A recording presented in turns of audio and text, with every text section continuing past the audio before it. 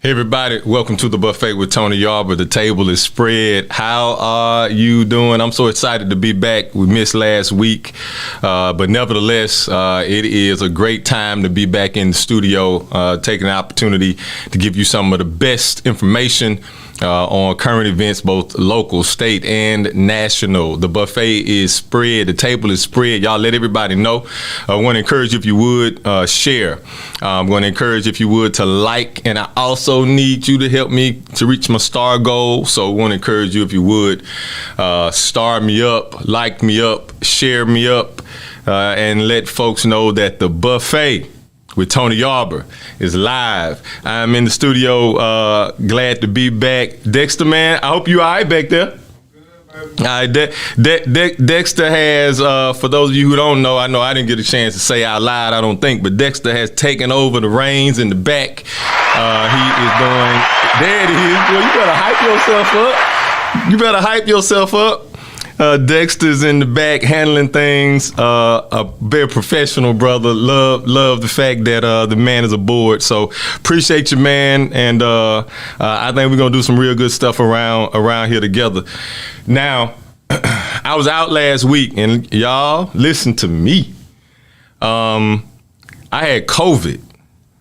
And I don't know what kind of COVID folks been getting. I don't know what kind of COVID. The COVID that make you cough and go home and sit down for a little while, and the kind that make your nose tingle and itch. I ain't had that kind. I had the bubonic plague kind, I think. I think I had the bubonic plague version of COVID. Lord have mercy. It is, I don't know, listen. I think it should be like a survivors support group. I believe it needs to be a survivors support group for people who make it through COVID. 'Cause Lord Jesus, I tell him thank you. That's all I got. That is all I got. It was crazy because I had COVID right smack dab in the middle of one of the worst crises that's ever hit the capital city in the state of Mississippi. I was down with COVID. Folks were calling, trying to deliver water to the church, trying to organize giveaways, and I was sick with COVID. But I am telling you, I was still in tune as much as I could be. Had a great opportunity last night to be able to sit down, have a conversation with former Mayor Harvey Johnson, Mr. Otha Kane on his show. Today, I want to take some time to take some of the stuff that we talked about last night on that show, and I want to move that conversation into today just a little bit. Today, I ended that show with Otha Kane last night by saying something along the lines of, we're going to have to change how we think. We're going to have to change how we approach this stuff, because here's the fact. The fact is that the state of Mississippi swooped in last week to quote unquote save Jackson. Now you look at how you want to look at it, think about how you want to look at it, but the narrative that is dying to be told is the state had to swoop in. Republican leadership had to swoop in. White leadership had to swoop in and save the capital city. Now that's the narrative that particularly people in the space that I'm in Twitter, that a lot of them want to push. Paul Gallo from the Gallo show on Super Talk, he posed a question. He said, why is it that a Republican governor can go in and make things happen in a Democrat city with all Democrat leadership? And I responded to him. I said, that's a great question, Paul. What do you think the answer is? Paul, that's a great question. What do you think the answer is? Hey, everybody, I want you to get engaged today. 1-800-492-5186, 1-800-492-5186. We're talking all things Jackson and the water issue, all things Jackson and this crisis. We got a lot of people coming in to help, too. A lot of folks been coming in to help. I saw the EPA administrator has been in town, a brother. And because he was in town, I think it's a real good time because this has come up. I've had this conversation or been asked this about by maybe 3 or 4 folks, 3 or 4 reporters. And what they've asked me about is this idea called environmental racism. I don't know if y'all ever heard anything like that, if you're familiar with anything like that, but they call it environmental racism. And environmental racism essentially says we are going to create situations through policy and systems, and sometimes it's not intentional. Okay, I want folks to understand that it is oftentimes and sometimes not as intentional as we think. However, whenever the impact is going to cause degradation to the quality of life of a certain group of people and not another group of people, then that's a problem. And that's where it becomes racist and racism. That's what when the outcome, when what's wrong, when it affects one group of people or a minority group of people or a disenfranchised group of people, that's the problem, folks. That's the problem. Well, how? Glad you asked. The reservoir is a place where the O.B. Curtis water treatment plant is associated. The O.B. Curtis pulls water out of the reservoir. Okay. Well, anything that is once that water is clean, that water has to be reintroduced to the water source, and that's typically the Pearl River. Well, if a water treatment plant, center, facility is not functioning properly, and any of that stuff is being introduced into the population, it becomes an environmental mess. It becomes an environmental mess. That's one of the reasons why we were under the Safe Drinking Water Act back in the late 90s with the Department of Environmental Qualities. It's one of the reasons why we ended up having the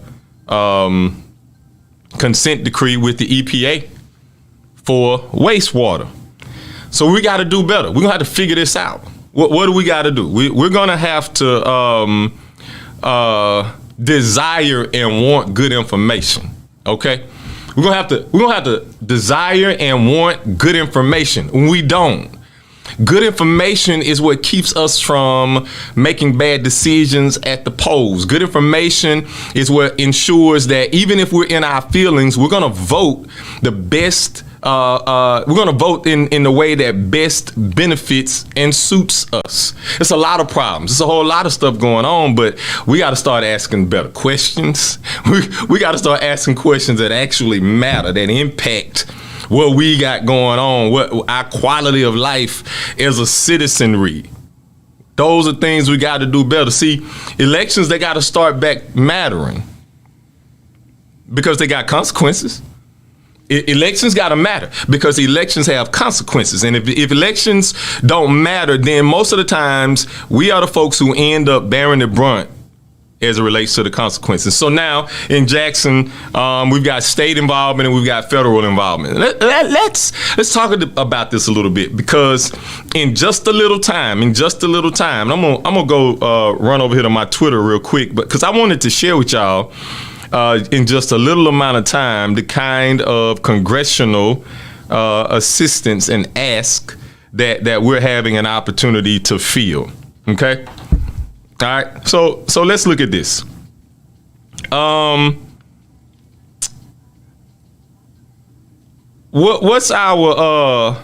What is the latest name? Cindy Hyde-Smith. Cindy Hyde-Smith in just a few days has asked the Biden administration in its ask for money, because all of us got an issue with the fact that the Biden administration can send billions and billions of dollars over to Ukraine, but we're down here drinking water out of bottles and taking whole baths. And so anybody should have an issue with that, Republican, Democrat, Independent. Well, Cindy Hyde-Smith has requested, I think, around $40 million for Jackson in this ask. $40 million, Joe. $40 million, Joe Biden. $40 million. That's an ask. We need it. Michael Guest. Congressman Michael Guest, he's made an ask. He has. Let me see it. I want to make sure I'm saying exactly what needs to be said. Hold on. All right, here it is. U.S. Senator Cindy Hyde-Smith is urging the Biden administration to submit a new funding request to Congress to help resolve the ongoing water crisis in Mississippi's capital city. This was a post made by Super Talk Mississippi. Now, Super Talk, they gonna pump that up. That's great, Super Talk. But y'all should have been doing this kind of stuff, Super Talk. You can't promote the Republicans swooping in, saving the day because they made a general ask. Come on now, y'all playing. Stop playing. Stop playing. We need the kinds of solutions that don't simply speak or respond to a crisis. And that's what's happening. That's what's happening. So mayor, council people, whoever else, they need a plan. They don't need engineering data. They don't need specs that the engineers have drawn up and a money a price put on it. They need a plan. But not only do they need a plan, those of you who are in places where you can see appropriations happen, they need your help. They need your help. State involvement. We also have state involvement. Now, here's where you guys are gonna have to start asking the right questions. All right, because there's got to be accountability all around the block. Ask your state rep, what bills have they authored or sponsored that relates to Jackson's infrastructure issues? See, you got to ask that. You got to ask it, because if you don't ask it, then folks will be off the hook. You let people off the hook and then everything's the mayor's fault. Oh, Chokwe ain't doing this, and Chokwe should have done this, and Chokwe should have done that. Leave Chokwe alone. Leave him alone. Leave Chokwe alone. He got enough to deal with right now. He got enough stuff that he got to deal with. Leave Chokwe alone. There's some other folk too.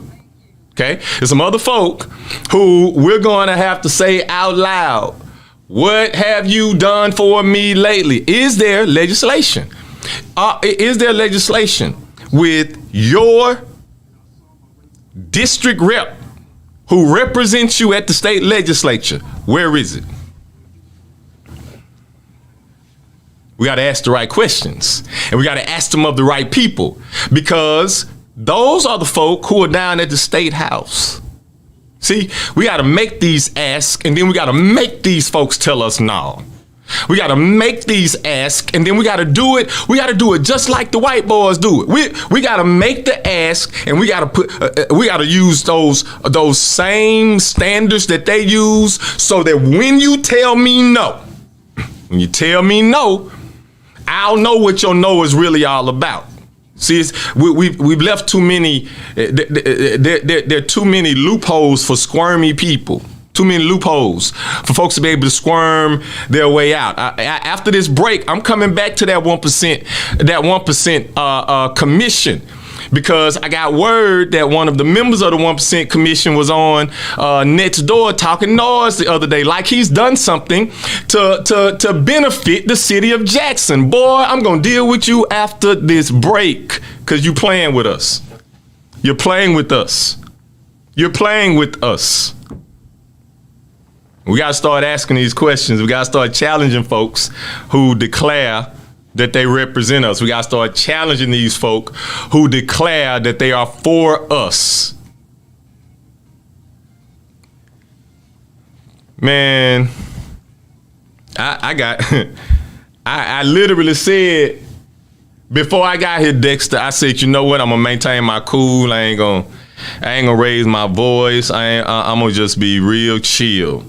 But the more I think about this, the more I look at folk who are literally sitting around pointing fingers and blaming other folks. And my question is, what are you doing if you're not a part of the solution? If you've not written in the legislation, if you've not sponsored any legislation, if you've not co-sponsored any legislation, if you've not signed on to some legislation, you are not help. You're not help. You're not help. You ask your congressional delegation. I don't care who it is. I don't care who it is. And we're going to have to stop this stuff sitting in D.C. waiting on the little people from the small towns in the district that you represent to come up there and kiss your ring and bring this and bring that. No, we sent you there to bring something back. We sent you there to bring something back. We sent you there to bring something back. And we're going to have to get focused on what matters. And right now, I'm just not seeing that. I'm not seeing it. I'm frustrated with it. It frustrates me because I actually, well, maybe I shouldn't tell this because that would be a lie. I want to see the city do well. I want to see the city do well. But the city can't do well. The city cannot do well until we hold folks accountable for not playing with us. Till we start asking them the kinds of questions that demands the responses and the answers that gives us the confidence that you're working on our behalf. So I'm looking for, I'm expecting, I desire to see us really start moving ahead on collaboration that is about the people. Collaboration that is about the people. Okay? Because the more it becomes about specific constituency groups, the worse the problem's gonna be. I see you up there, Miss Shoemate. Cindy Hyde-Smith and Tate Reeves both said Mississippi will always stay a conservative state. Tate Reeves told Biden Mississippi doesn't need his help, that Mississippi can take care of itself. Him and Smith and Trump and Trumpsters. Reeves has turned down federal money before. Not only that, he also sent money back about 2 weeks ago, the rental assistance money. So that's the only point that I'm making. That's the only point that I'm making. We got to stop making it seem like we're doing stuff that benefit the people when the people ain't even in the middle of the room that you're talking about. It's only you and what you want to do. Listen, y'all, 1-800-492-5186. Get engaged. We're going to get back on the other side of the break, and when we do, we're going to pull y'all into the conversation. I'm taking questions today. If you got questions, put those in on Facebook, and I'll be fielding those the best that I can. You kind of want an idea about some historical stuff. If I can provide information on that, I'll do that as well. Get engaged with me. Stars, send those stars. As we get ready to go into the break, I'm encouraging those of you who are looking for an opportunity to showcase your business. This is the place. I'm looking for sponsors to join Meet Mason. See y'all on the other side of the break.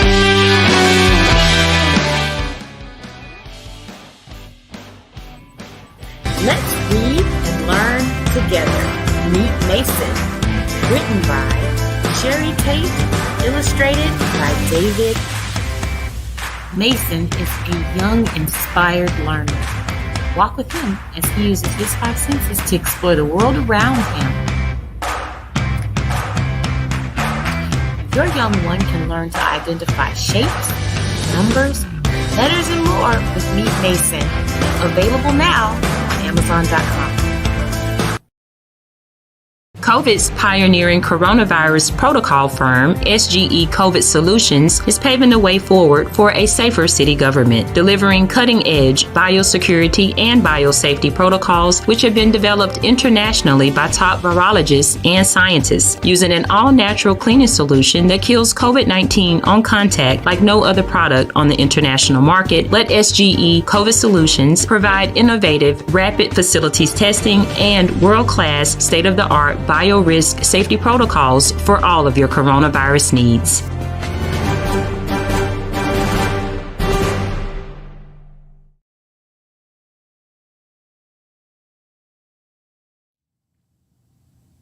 Hey, welcome back to the Buffet with Tony Yarber. We are having conversation around all things Jackson. Specifically today, we're talking about the water crisis, the water situation. I'm giving you guys an opportunity now if you want to join in the conversation, some questions or some things that you want to ask, get some clarity on. While you're doing that, I want to address something. I told y'all that on this side of the break that I was going to talk a little more specifically about the 1% Sales Tax Commission and what I believe is their role in the negligence, what I believe is their role in being obstructionist, what I believe is their role in being a part of the problem. And let me tell you how and what I mean. There's been, and I want to go back just a half a second, and because I don't want to dwell there. But that commission has a task of creating and seeing the implementation of an infrastructure master plan. All right. Well, Mr. Pete Perry made a comment in 2021 at a Rotary meeting.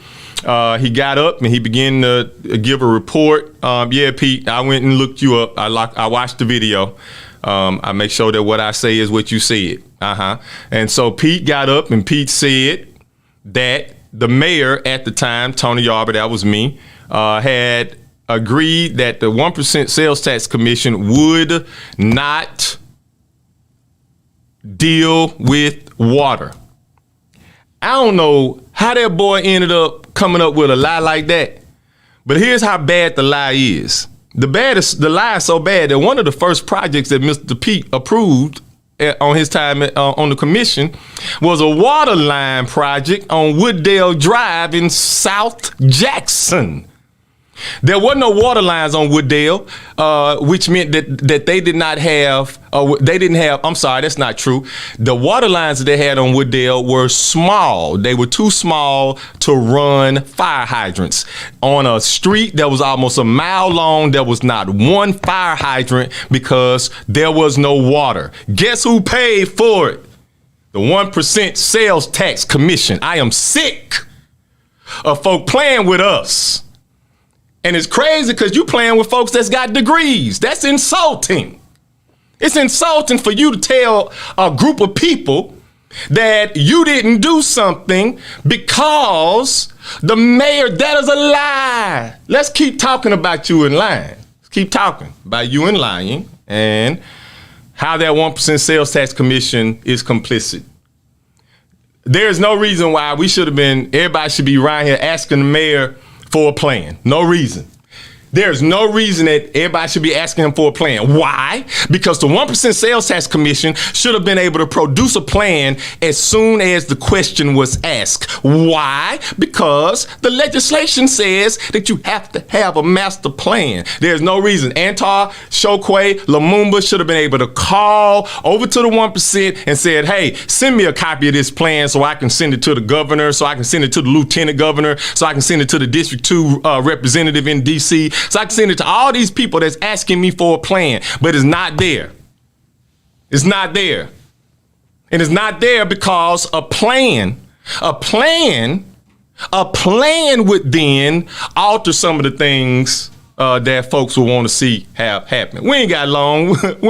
Stay with me and I'm almost done. I think I got about 3 minutes left. Check it out. This plan, the plan, if there was one that was publicly influenced, one that had public comment, one that gave folks an opportunity to talk about what they wanted to see in their communities, if that was actually something that was out there, a living document, then that was changed some of y'all's plans. That would have kept the last expenditure report that came out from reflecting that Ward 7 and Ward 1 got the most amount of money spent in it from the 1%. Hey, Pete lives in Ward 7. Can Jackson create new programs to fund our infrastructure needs? That's a great question. The issue with the creation of programming is that there's got to be a tax base that supports it. And Ms. McGee, we are no longer a population of 250,000. We're not even a population of 175,000. That's what we boasted almost 10 years ago as the population. We're at 150,000 people now. And so because we're at 150,000 people, the tax base, you, whoever it is that lives in the city of Jackson, we're asking you to shoulder the responsibility of an entire metro with 150,000 people, where the average income, the average household income doesn't even look close to being above the poverty rate in most cases. So, programming that's available, I'm not real sure about a lot of it right now. I don't know how because most of the programs are kind of piecemeal. And at this point, Jackson needs more than piecemeal, because anything we do now, it'll generate a little, $1.5 million here, $4 million here, $5 million here. Jackson needs a big deal of a financial package. Like Jackson needs a big deal of a financial package. The water plant infrastructure problems is just about older than the mayor. That's right. The infrastructure problems are likely older than the mayor. But we got to get our mind wrapped around a way to go and a way to move forward. Well, I was talking about that 1% sales tax commission, and that 1% sales tax commission, one of the things, even the late Chokwe Lumumba, as well as myself, that we talked about doing, wanted to do, planned to do, proposed to do, was to leverage the 1% sales tax money. Okay, so what that would look like is as that money accumulated, we can take that money, use that money for matches, for grants, use that money to go and leverage other pockets of money. Because a lot of this money that's out there, they're in the form of grants and they require a match. And if you don't have a match, so for example, if there's there may be a $25 million grant that's out there, all right? And if there's a $25 million grant, and let me give you an example of the lies that were told by that 1% sales tax representative. The city of Jackson, we achieved a Tiger grant back in the late 2000 teens, and a part of the Tiger grant required a match. Guess who supplied the match? The 1% sales tax commission. Guess what was a part of that Tiger grant? Water lines. Water lines. Yet this man is telling people that the 1% doesn't have a water infrastructure responsibility. It's garbage. And I can't believe people are letting him get away with that garbage. Can't believe it. Can't believe it. Can't believe it. Well, listen, I'm gonna get ready to let y'all get out of here. We're at the 3:30 hour. Here's what I want to do. And here's what I think I'm gonna. I think next week we're gonna pick up, and I'm gonna bring a guest on. I think next week, so that we can have a little bit better conversation around funding. What the funding ought to look like, where the funding should come from, how do we access this stuff? Because I think it's important that we really start to dig really deeply. I think it's important that we really start to have the kind of conversations that move the needle on what it is that we're going to need and able to get some stuff done. So thank y'all for joining on the buffet with Tony Yarber today. I'm excited that we're back on, that we're back spreading good news, that we're back talking about the things that matter and giving you information that helps you make critical decisions about your civic life, about your health, safety, and well-being, and about your quality of life. Thank y'all for joining. We'll look forward to seeing you next Friday at 3 o'clock. Heart me up, star me up, and all the rest of the stuff me up. God bless y'all. Have a good day.